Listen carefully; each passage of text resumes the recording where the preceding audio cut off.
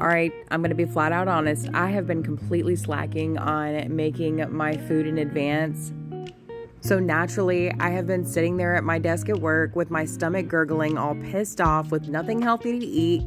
So I decided to get my little butt in the kitchen and change that. So anyway, I thought these high protein, low carb muffins would be perfect because I can eat them on the go.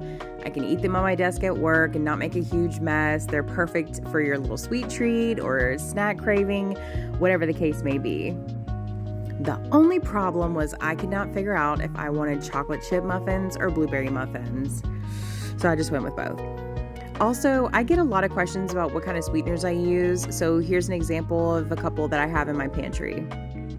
I hope that helps. Anyway, so these muffins are high protein because they're mostly consisting of yogurt, almond flour, and eggs. They are also filled with super healthy fats and they're sugar-free.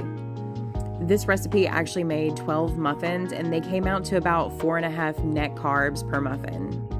So these will fit perfectly into my diet, and the most important part is that tomorrow Victoria will be so happy that she did this. Like and follow for more, and I will see you guys on the next one.